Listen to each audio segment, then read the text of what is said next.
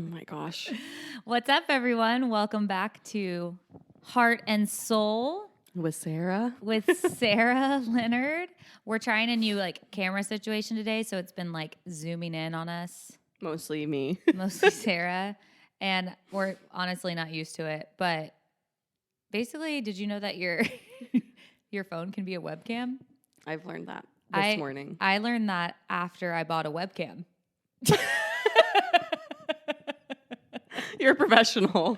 And to be honest, the phone camera is so much better than the webcam camera. Yeah, I would say this quality and how it moves with us is pretty Creepy nice. and cool. Creepy and cool. So, Sarah, how are you doing? Well, it's funny you should ask because I overslept this morning. I just top bar everybody, and I woke up at 3 alarms set for 5:15, 5:30, 5:45. I woke up at 6:34. I don't know why I kept shutting off my alarms, but apparently I was that tired. So I raced over here, got here at 6:59, teeth not brushed, no contacts. I had tube socks in between the end of my leggings. Yeah, you looked hilarious when you walked through that. In old sneakers. And I was humbled to say the least by this morning. So I'm a little sleepy, a little delusional. And to be completely honest, we didn't know what we were gonna. Well, Sarah was a very last minute. Thank you so much for being a guest on the podcast. Always. You know I love to talk. But we also didn't know what we were gonna talk about. We still don't, because we were supposed to. I was supposed to have another guest. They canceled. Sarah's so easy to talk to. So obviously just asked you. You were already going to be at my house. It was kind of perfect. Yeah. So this is in real time. This episode comes out tomorrow. Yeah. So this is not even 24 hours ago this happened. You're getting what is true, authentic, and shameless right here. But Sarah did walk in this morning. If you're watching this on YouTube, she walked in like Kramer does on Seinfeld, yes, where he opens the door really suddenly, but then he kind of just chills and looks around. And his hair's a mess. But her eyes, y'all can't see this if you're not watching on YouTube, but we're tube socks. Everyone in class is sitting around in the lobby looking at her, and she's I can't see anyone. It was so funny. Well, and if you know me, I like to be put together. I like to be early on time. Yeah. I like to have the space ready for everybody and rearrange things and stuff. And so it was a humbling moment for me to just kind of have to show up how I am. I think I said something the Lord's reminding me that I'm a human this morning because you can't have it together all the time as much as you try. No, and I usually don't coach on Tuesdays, but something woke me up at 6:30. Yeah, probably right when I woke up. Yeah. But my commute's a little shorter, so I woke up and I saw these group texts, and I was like, "Hey, Sarah's running late." I sleep not in the nude because we need to talk about that. Do you sleep in the nude? No. What if there was an emergency? Yeah. I'm sorry if you sleep in the mood and you feel in the mood in the nude and you feel judged right now, but that's something that I just can't get behind. But I do sleep in shorts, pajama shorts, and a bralette. Yeah. So, and I'm pregnant, so I was I'm not running in there right now to open the door and turn on the lights with these people in my house. So I texted Michael. I was hey, make sure we're both feeling the same way. I was make sure the door's open. And then I texted Jen. I was here's the door code in case it ain't open. I was I'm not getting out right now. But it was a very humbling morning for sure. Yeah, that's soul fitness. But class was great. Thank you. You did it. Club soul. Club soul. It was a lot of bumping. Well, besides this morning, how are you? How you doing? How you doing? How are you doing today? Well, it's interesting that just the events of this morning happened because I am going back to my therapist on Thursday. I haven't talked to her in a while. I didn't know that. Yeah, I hadn't talked to her in a while. Not I hadn't stopped going to therapy, but through the holidays and stuff, just things get like busy, and then I had to like cancel a couple times, and next thing I knew, it'd been like 2 to 3 months. Yeah. So it was like, wow, like I need to pick this back up. And at work, I'm working with a coach, like basically like a life coach. At work? Yeah, like through Lululemon. Amazing. I was making sure my mic was on because it would be one of those mornings. Well, that wouldn't surprise me. Like a life and like leadership coach. Do they do that for every employee? If you apply, yeah. Wow. Isn't that great? For a whole year. Have you met the person yet? I start today. Do you know who it is? Like woman, man? She is at a store in Massachusetts. Okay. So in my role, but at another store. That's neat. And I had to like do this whole like intake session to like get matched with somebody, and like even like down to like I'm a spiritual person or like I'm religious and like believe in God, and so like they really like take into consideration. And then they match you with someone. Yeah. Very cool. I like that. So I'm starting that this week, and I was talking to Kyle. We went to dinner Friday night. Brasserie? Brasserie? Yes, it was so I good. saw your pictures. And I don't know how it came up, but I was like, am I like too hard on people? And he said, no, you're the hardest on yourself. And that's like what makes me so like worked up and rigid a lot of the time, is that I can never win because I set these insane standards, expectations and standards for myself.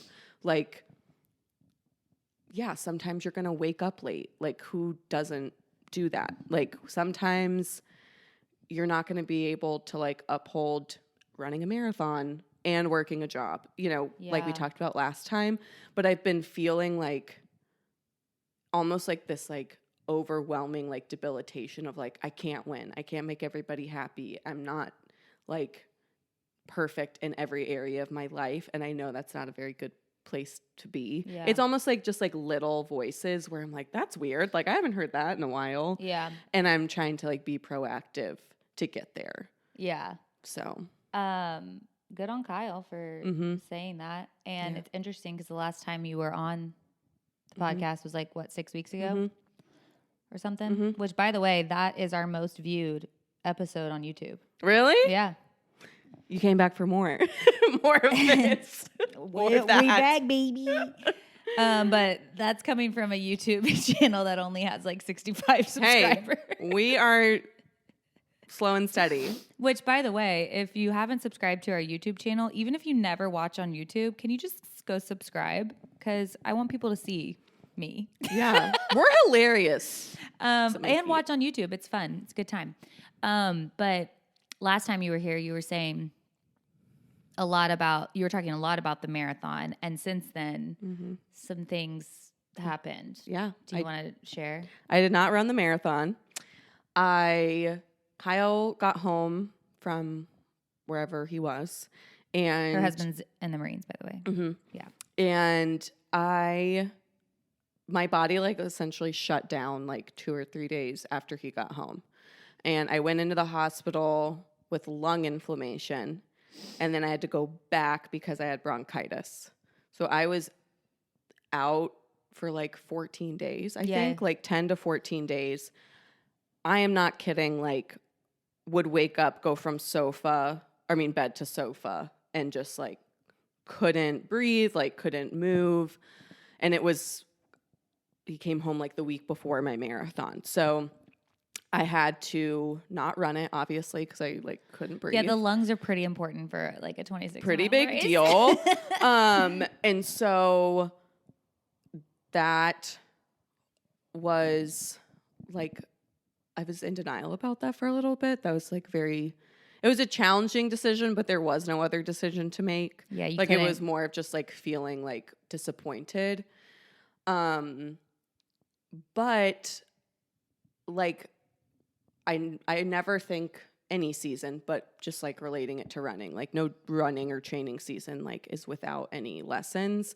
And when Kyle was gone, I was burning the candle not at both ends, at like so many ends. Like sides, middle. Sides, middle, like the whole candle was just like the burning. whole circumference was, yeah. And I like think like my body was just like, you've got to just stop, like literally stop moving. Our bodies will let us know. Yeah. If you don't listen, like they will tell you that you're doing too much. And so I think like that's probably like playing a little bit into this voice that I'm getting right now is like, it is impossible to do it all. Yeah. And I should have listened to myself like way before I got that sick because I knew that I was doing too much. Yeah. Well, he's going to teach you in mysterious ways, isn't he? Yeah. And very humbling ways. And you are someone who goes hard. Yeah. I don't think that's a secret to anyone. No. And that's both a blessing and a curse. Right. It's a blessing because you do everything with excellence. Well, thank you. But it's a curse because you're going to get burnt out. Right.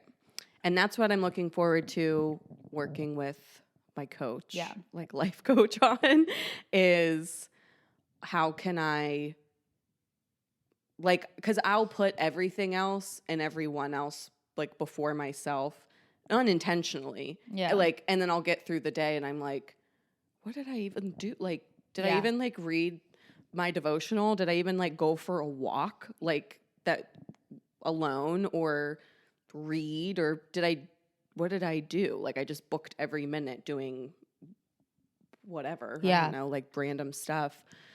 And that is exhausting. Yeah. Yeah. And it's not sustainable. I was like that. I still have tendencies to be like that, but I was major like that before I had William. I mean, my whole life. Very much like perfectionist, setting high standards, always hustling, always working, always doing something and never taking time to pause. And then there's something about like having children that like forces you to pause because you're never on your own schedule. Ever. It's very, very humbling and also frustrating at times, but I think it is a lesson that I needed to learn. But I didn't learn it until I was 32, whenever William came. Yeah. And it took me a while.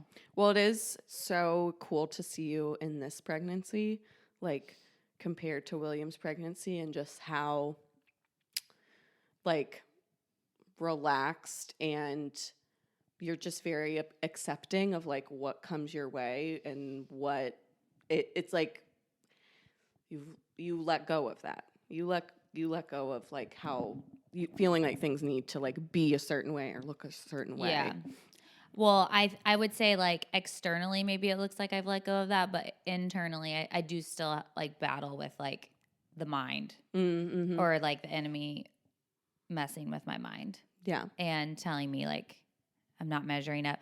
One thing that's like really, I went to therapy last week.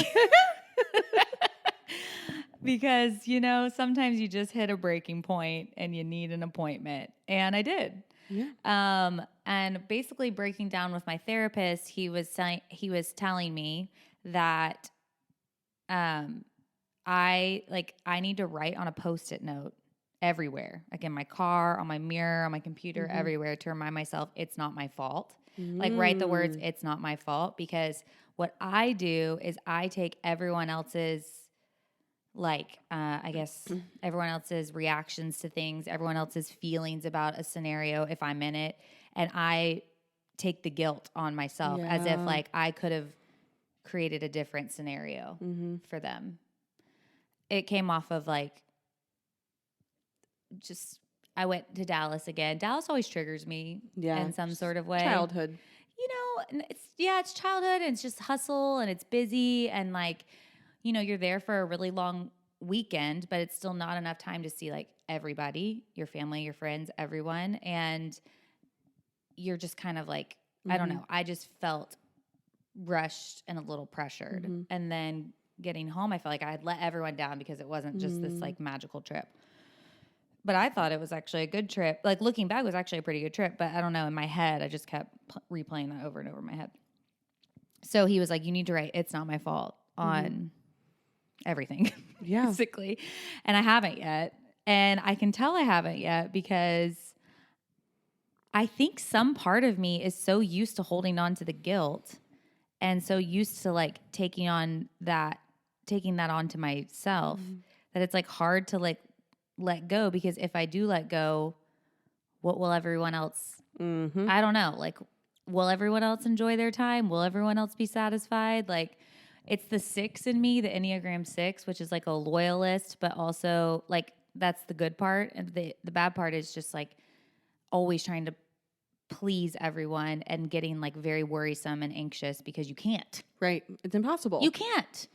So anyways, that happened, therapy. And then I got extra humbled this weekend. Michael and I got into a lot, I would say a little, but it turned into a big tiff, like over something so tiny, like over just like a normal tough parenting day, which happens every other day. But both just had hit our wits' end. And even in that, I shut down. And this is kind of my thing. I shut down for 2 full days and couldn't talk because I had just taken on this idea in my head, this like lie that everything, even creating this family, was my fault. Like, I have ruined his life because I brought children into the world and he had a bad parenting day. Like, that's dark. It got dark and like lots of tears this weekend. And, you know, even saying it out loud, it sounds stupid. No, it doesn't. But last night we had our like 3rd discussion about it. And I get really numb and I shut down. It's not a great coping thing, but like that's how I cope. I just don't talk when it comes to like, especially like marital like discussions, because it's hard to relate to a man.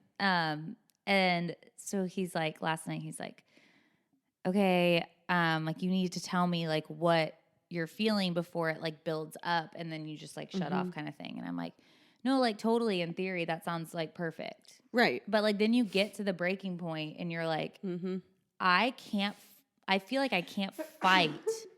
Sorry. Bless you. I feel like I can't fight against this like wall that's like so high. I don't even know how we started this topic. But anyways, the it's not my fault thing from my Texas weekend led into a weekend where I felt like my family's my fault. Like me creating life is my fault because it's something he obviously wants kids. And that's what he said last night. He was just like, you need to, like, I'm a man. Like, you didn't trick me into like having children. Right. Like, I was on board with this decision as well. Like, we made it together, but that doesn't mean I can't have a bad parenting day and be like, man, I wish I didn't have a kid right now. Like, it's been a tough day. Right. And I'm like, okay, you're right. But I take on the thought, I just take it on myself of like, okay, well, if he's having a bad day, like, I don't want him to like have a worse day. So I'm just going to push him off and like take the kid and like do the things. And then like I go back into old Kathryn of like, I can control this. I can take it all on myself. Yeah. That was the most random. I don't even know if I said anything that made sense. No, you did. There. It makes a lot of sense. And something I can relate to because it takes up so much energy and brain space that it is crazy to think, what would it be like if I just actually believed it wasn't my fault? Yeah. Or actually didn't try to like appease others at all times. Yeah. Like, what would my life look like? Like, what would my energy like be if I just knew there's no way that you can control like everything? I don't know. I would love to know. Be great. But it's something like to like, yeah, like what would it look like if you kept reiterating to yourself that it wasn't your fault? Because people don't leave just like moments with me thinking like, Kathryn really blew that. No. They're not even thinking about me. No. To be honest, y'all, everyone's just thinking about themselves. Yeah, that's the best thing my therapist ever said to me is no one gives a blank about you. Yeah. If they do, then like whatever. But they actually are just thinking about themselves. Yeah. Because I'm thinking about myself. Yeah. I mean, look at us. We're doing it right now. Look at us. Like I'm, and then in situations where like this doesn't obviously not like when it's your husband. But I'm trying to think of like other people where you're like rethinking situations or interactions or like scenarios where I'm like, they don't deserve my energy. Yeah. Like they don't deserve this brain space. Like how can And I? they don't even think they're in your brain. No, They're not even trying to be in your brain. no. That's the thing. We put them there. I know. And you know what? The second you start, like the second like one lie creeps into your mind, like for me, it started in Texas, like, and for you, it started with being sick from the marathon, I'm assuming, or missing the marathon. That's when the enemy's like, oh, I got her. Yeah. I'm going to put more in. Yeah. I'm going to stir this up. I'm going to make this little witch's pot and keep brewing. Literally. And it just keeps domino affecting. And then Michael, of course, being the saint that he is, I say that with like all integrity and respect because he truly is like dang near perfect. He sent me a sermon yesterday, of course, that was like, and usually sometimes when I'm like really shut off from just like hearing truth, I'll be like, I'll like thumbs up it, but I like never listen. Right. You know, like we've all been there. Roll the eyes. But I actually listened to it because I was on a walk yesterday and I was like, okay, might as well. Like I literally have no excuse. And it was all about like, you know, with like when we have the Holy Spirit in us, like we do actually have the power to put off our old self and take on a new self. And that seems so like bubbly and amazing, but it's actually hard work sometimes to do that. And and I think sometimes I expect that like, oh, well, I have the Holy Spirit in me. I can just snap out of this, but I'm still very much flesh. Absolutely. And I get frustrated with my flesh. Yeah. But it was maybe I'll post the sermon in the show notes because it was actually really good, very practical. Of like Scripture says this, and if we believe Scripture to be true, then like we actually have the power to do this. Right. And I think I forget too that it like you have to like ask. Like if you ask, like you will receive. Yeah. And so it may not be the answer you're hoping for, or the way you wanted to go about it. But like that's something that that's come up recently too in conjunction with all of this is like, well, like, are you asking? Yeah. Like, are you asking for any guidance or any light or any way to like get to like show you the way? Yeah, and I'm not. And I'm not. When I'm in those deep, dark witchcraft holes that the enemy's putting on me, brewing in me. I'm just like waiting for the like me to come through the other side. Yeah. But like I'm not actively doing anything to bring myself out of it. Or even praying. Exactly. Like it's as simple as just like pausing to pray. Right. Yeah. God forbid. Takes like 10 seconds. God forbid I pray instead of like watch the Bachelor finale. Yeah, you know? exactly. Which I can't wait to watch. But oh my gosh. We weren't allowed to talk about it this morning. Yeah, I haven't watched it yet. It was on last night and apparently it was epic. Ugh. I'm going to watch it after this while I'm editing this video. But yeah.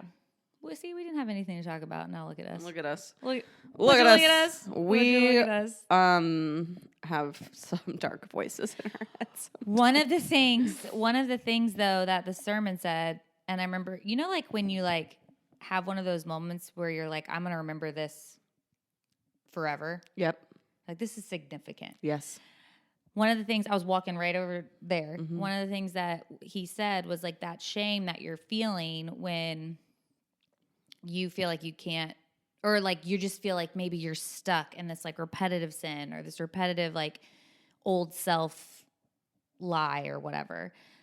That shame that you feel is actually not God. Mm-hmm. And God he never like comes to us and he's like, you did it again.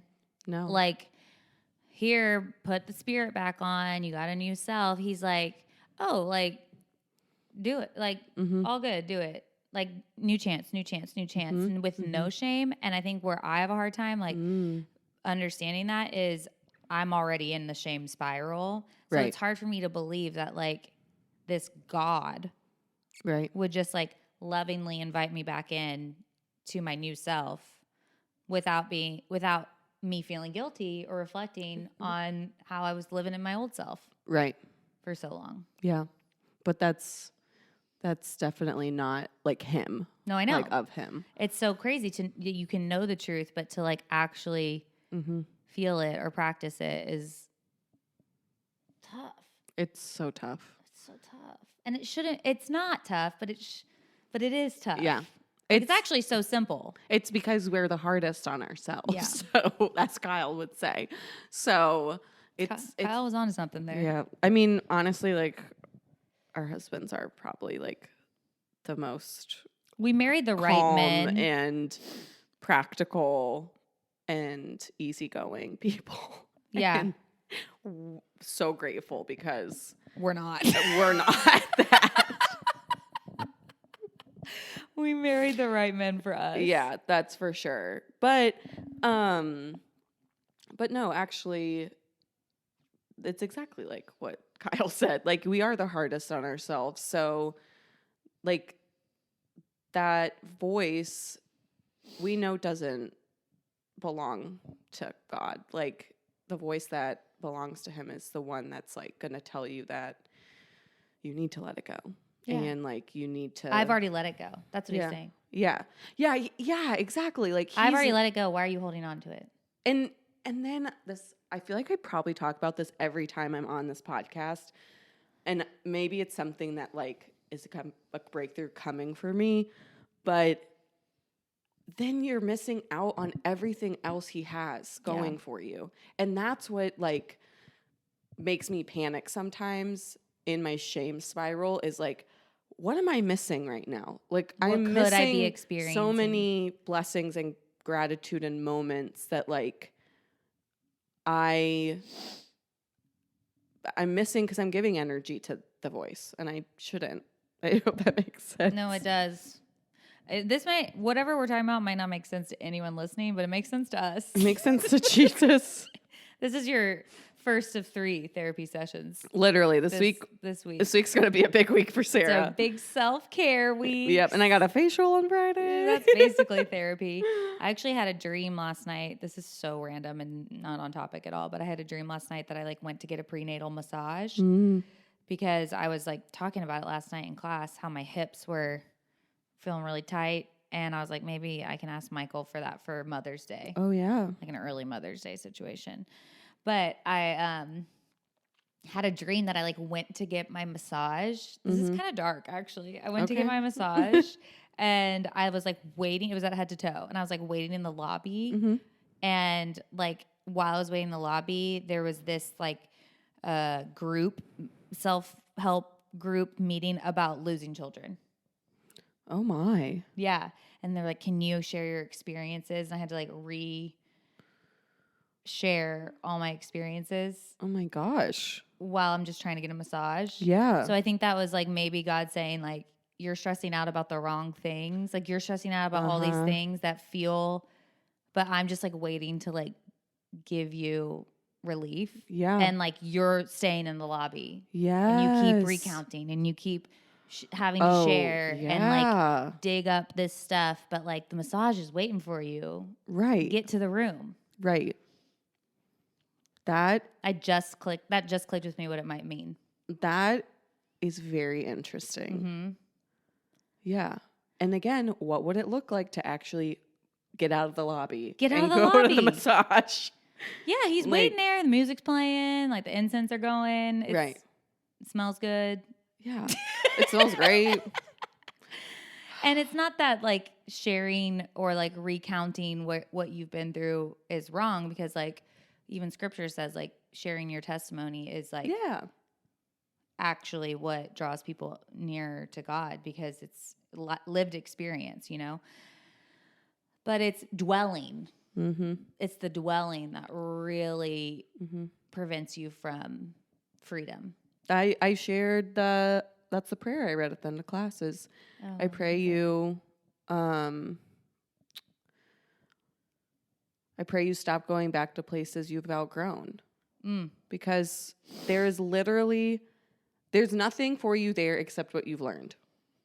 That's the only thing you should be taking, I think. It's like what I wish I could be like so direct with myself is like you can't. Last week happened. Like, you're in Unfortunately, today. it did. Unfortunately, last week it happened. But, like,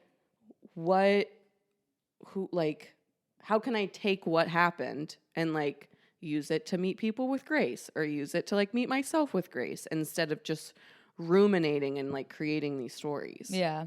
Like, I just wish I could. Maybe I can one day. I think you can. Oh, dang. I don't have my phone because it's the camera, but I'm like reaching for it. What do we need to look up? Well, I posted something last night. I don't even know if it has anything to do with this, but I shared something in my story about like how we're all like waiting for the next thing. Mm-hmm. And then you end up just like dying because you don't live in the present. Mm-hmm. Oh, yeah. People are dying to get married, then dying to have kids, dying for their kids to turn 18, dying to retire, only to realize they're now just dying to die. Cherish your days and savor each moment.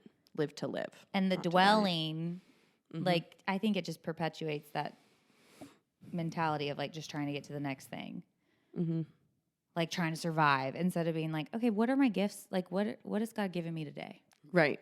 What can I be grateful for today? Right. Instead of just like waiting for the next thing. I don't know. Mm-hmm. This is all to say that, like, I know we're not the only two that think this. Like, I feel like we've really just, like, talked through, like, what goes on in our brains all day. And there doesn't have to be, like, a, like, end solution or, like, aha moment today. But, like, I think we all probably experience Yeah. that. Especially, I mean, let's be honest, the only people who listen to this podcast are women. Yeah. I feel like it's a big woman thing Mm-hmm. to like dwell and stir and ruminate and rinse and repeat. I totally agree. So, Meanwhile, Kyle and Michael are literally not even thinking about it. on to the next thing. What would you give to just like have the mind of a man for one day? Although I do like being a woman. Yeah. I do like feeling, but sometimes I just wish I could have a day of not I need feeling so much. I wish I could discern. I need to actively like work on and pray on discerning the feelings of like, because he did.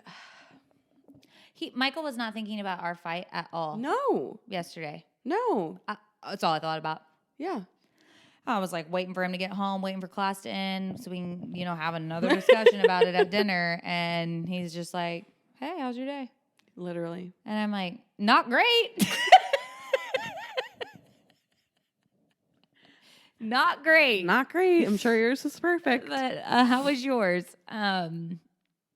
Okay, well, I don't really know what else to talk about. Guess we can talk about like lighthearted things but then wrap up. Yeah. Thanks for listening to what's Thanks in our for brains. listening to our therapy session. Taylor and Travis are on vacation. Well, they're back. They're back from vacation. But there's pictures leaked of them like in They the look ocean great. smooching. They look great. They look so happy. So happy. I'm so happy for them. Me too. And then they went to Nobu. And I was listening to The Toast yesterday. Mhm. Did you listen? Mm-mm. But they were basically saying, like, they went to Nobu in Malibu for lunch. And they were saying, like, that's a place you go where you, like, know you're going to be photographed. Mm-hmm. Which I thought was, like, really cool for Taylor to be in that spot because she was, again, trying to hide her life for, like, 7 years with Joe. I agree. And she's like, I don't care. Let him take a picture of us. I know. We're going to lunch. Yeah. I like the food. I'm going to Nobu. Yeah. I love that. So I think they're adorable. Did you see the thing I posted yesterday about like there's like a picture of them at lunch and she's obviously telling him something juicy. That's not how you spell the word. And she's like, it's not a hard word to spell, Travis. Yeah. So they're happy. I love it. I love it too. What else is going on? Oh, Bachelor finale I haven't watched yet. No. But I'm gonna watch tonight. Apparently it's like the most epic finale of all time. I mean, the only thing I know I haven't watched is that like Joey's like an actual stand-up guy. Like, He's has everything. a personality. Even Michael last night was like, I don't get how this ending, because we watched like the first 30 minutes. Yeah. He was like, I don't get how this ending is going to be like possibly where like he ends up with no one. Like he goes, who wouldn't want to be with Joey? And I was like, no, seriously. Truly. Though, like who wouldn't? Who wouldn't? He's like, he hasn't made like really any mistakes or said anything that like put your foot in your mouth. Like, Yeah. he's just kind of like Well, I know Even. someone here in Wilmington who used to work with him. Oh, yeah? And they said that, like, he genuinely is, like, a very normal guy who, like, ended up on the show. Yeah. Like, because someone applied, like, you know, or whatever, sent in Nominated his him. profile. Like, he was not someone who's like, oh, let me go on The Bachelor so I can, like, get famous and have Well, he's clout. just like a tennis pro. Like, he's not, like, trying to, like... Yeah. Like, so I think that adds to it where, like, I feel like previous contestants, like... They want the followers. They want the clout. They want the clout. And that's fine. But, like, I think he's the first one in a while that's, like, genuinely just, like... I want to fall in love. I want to, like, find love and, like, we'll see what happens. Yeah. So that He's makes me so happy. genuine. And honestly, his top two, like, I know that it's already come out and y'all are probably going to be like, we know this already, but I think he ends up with Kelsey. Mm-hmm. But his top two are I think the best top two Aww. as far as like Bachelor and Bachelor contestants, like women go in many, many seasons. That's nice. So like he really can't go wrong. The Bachelor franchise needed that for themselves because They they were needed it. The last like. There's a reason I haven't watched in so long. The last few Bachelors, especially like Bachelorettes have been good, but the last few Bachelors, Clayton, what's his butt last season? Zach. Oh yeah. Like just a What's big, his butt? just a big no. What's his butt?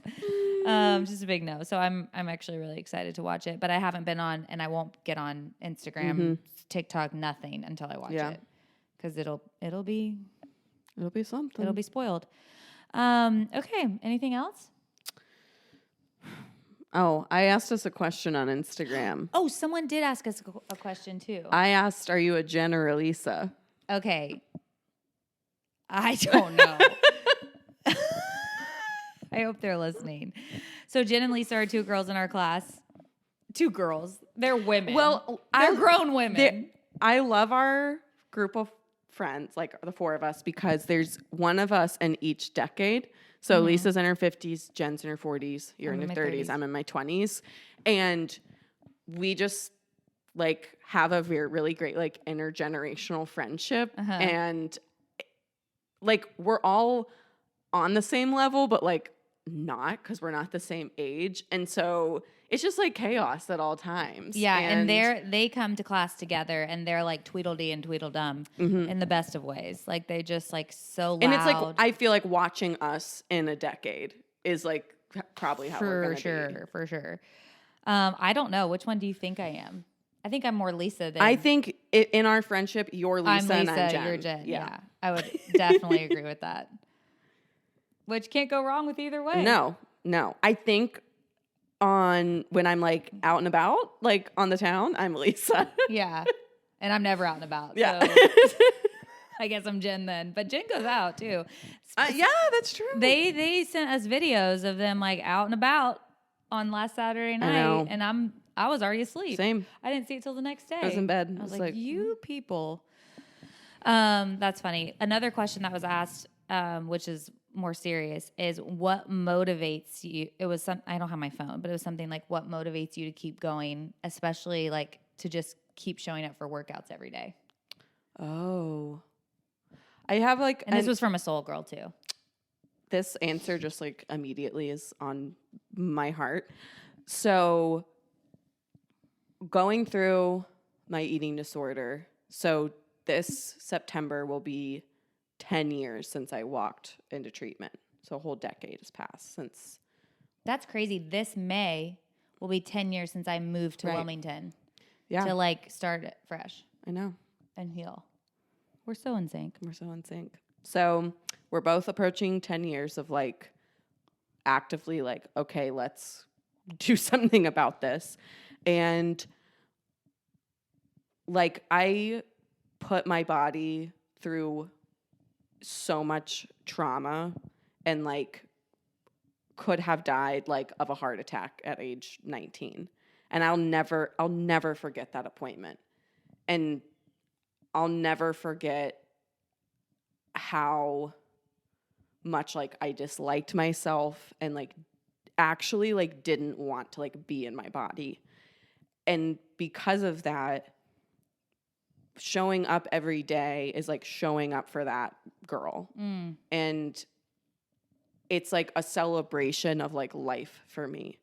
And my workouts are not going to be great every day. Preach. Sometimes they're like a walk instead of a run. And like sometimes I go through seasons where like I don't have like all the time in the world or like all the like motivation of like I'm going to do a HIIT workout like every day, which you shouldn't do anyways. Yeah. But for me, it's like I'm honoring like somebody I was and like celebrating like how far she's come. And that's what keeps me going and like gets me to show up every day is like I want to show her that like am I gonna cry? Like I want to show her that like we did it. Yeah. Like it was not for nothing and you did the work, you're still doing the work and like go celebrate that. Like go celebrate that your body can do this. And it's not always going to be easy or fun or like motivation can be hard to find, but on those days I think about like who I was 10 years ago, even 5 years ago. Yeah. And like each year gets like so much more better. and more better, freeing everything. So yeah, that's what gets me going. I don't think I could say anything better than that. And I completely agree with everything you said. Like same. I think the older I get, the more years I get past that 10-year mark, I experience a little more freedom in movement just being like enjoyable. And so it's not something that I feel like I have to necessarily like motivate myself to like get in, do a HIIT workout, do like this because that pressure's off for like that. It's genuinely something that's like just for my mental health and for me to, I guess, experience like something that actually gives me life instead of sucking it out of me, which it used to do. Yes. Like now it just like builds me up. Like even, and don't judge me for this, all you moms out there. I'm not receiving mom guilt today. It's not my fault.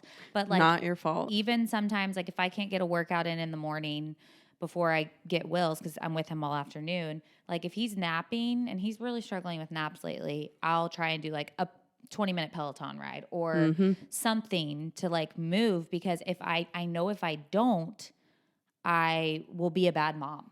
Like I will be like, it's just something that frees me up and it's like a mental health thing for me that like it just makes my mind more clear. And even if that kid is like wrestling in bed and I can hear him awake, this is where I'm like, don't shame me. I will put my headphones in and I will finish my ride. Yeah, because he's fine. He's fine.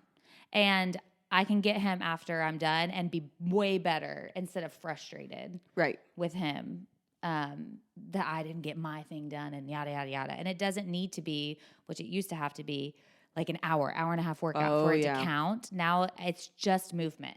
Yep. Any type of movement just like makes me feel more myself. So it's bringing me life instead of sucking it out of me. I think that's and I think you have to get to that place where there's the pressure is removed when it comes to motivation. Like sometimes showing up, and that's what Addie said to me this morning. She was, because like we're doing these planks and this 6-month pregnant belly ain't going to be doing a lot of planking. So I'm on my knees kind of just hanging out there. And she looked over at me and she was like, hey, you showed up. And I was like, you know what? I did. And that's fun. Yep. I'm already having fun.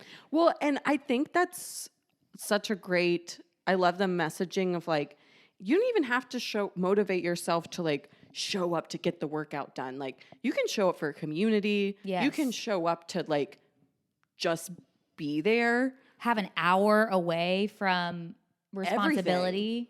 Like just, it doesn't have to be like, if I don't work out 4 days this week, then blah, blah, blah. It's like, well, make it about something else. Yeah. Like go get a coffee after the workout and like sit in silence for 10 minutes. Like the Lord knows that's like, I do that sometimes. And like, that's the whole point of me. Like I go to recess every Friday at 9:30, like to literally not have anyone talk to me. Yeah. Anybody ask me if anything. And so I can get a coffee at Starbucks afterwards and sit in my car alone. Yeah. And it's not really, I mean, I love the workout, but it's more about like being alone. Yeah. And we've had this discussion before when it comes to like our mentality on coaching is like these women, no matter what we're going through Yes. in our lives, and yes, we show up authentic and all that, but like these women signed up for this hour. This is their 1 hour a day where it might only be about them and not about everyone else, not about satisfying everyone else or pressure. This is their 1 hour. And so if we come in grumpy and pissy and just like not bringing that type of energy and light that they need, then we've ruined their hour. Right. That's a lot of responsibility. So it really is just about showing up for them too, because they deserve that hour. Everyone deserves that time where you just get away and you get out of your head and into your body. I say that in class all the time. Like, get out of your head, get into your body. Yep. Because your head's just like making you, even with motivation, making you pause and overthink. And I don't know. Your mind sucks sometimes. Yep. It can be a tough place to be. So motivation is just, we like it. We love it. We love it. We need it. Yep. Yeah. I would encourage this person. I would encourage you to shift your perspective on your workout or like what you're viewing your workouts like as. Is it a chore or is it like a release? Right. And how can you like prioritize what you're trying to like get out of that more so than just like, oh, I need to go lift weights or something. Like what do you really need from like that time? And use that. I don't know if you've been in like, we could talk about this all day, but I don't know if you've been like this, but I've been in seasons where I'm like really like churning and like burning at the midnight oil, like just trying to get as many calories burned as I can. And I'm overthinking everything that I'm doing within my workout that my body ends up suffering from that. Yeah. And it doesn't end up, getting lean or whatever my like point of that was because I'm so stressed about it that my mind actually overtakes my body and is like, well, we're not going to allow you to get lean or experience the freedom. Yeah. Instead, like, why don't you just like enjoy it? And then you'll take that stress comes off and you just feel so much better. I will agree with that. Like I'll gain weight in seasons where I'm just like, I got to run 6 miles today. I got to burn this, yada, yada, yada. I've been there and I would gain weight because I was so stressed. Yeah. And then my mission you're was just literally physically stressing out your body too in your workouts because you're panicking. Yeah. And I will echo that usually the times that I've like felt the most confident like in my body is when I'm listening to like what it is I need in that workout in that moment. And like that's usually when I like feel my best is when I'm not caring, but I'm like, oh, I really thought I could do these 15 pounds today, but I can't. Like, can you get me some 12s? Yeah. And nobody cares. No one cares. And my body is better, literally better for it because I'm not just freaking it out. Freaking at the freak out. Okay. Well, I don't even know what just happened. I mean, we've been talking for almost an hour, so you got to get to work, right? Yeah, I'm working from home. So Nice. Curtis, if you're listening, I will be starting work shortly. Yeah. It's not 9 yet. It's not 9. Oh my gosh, look at it zooming in on us. Okay. Listeners, love you so much. I'll be back next week with Melody to talk about the Bachelor finale and all things pop culture and reality TV. By the way, I think the first Wednesday of every month is going to be that episode with Melody, and then she'll be back at the top of the next month. I love that because people have asked. I love that. Okay, love you guys so much, and I'll talk to you next week. Bye.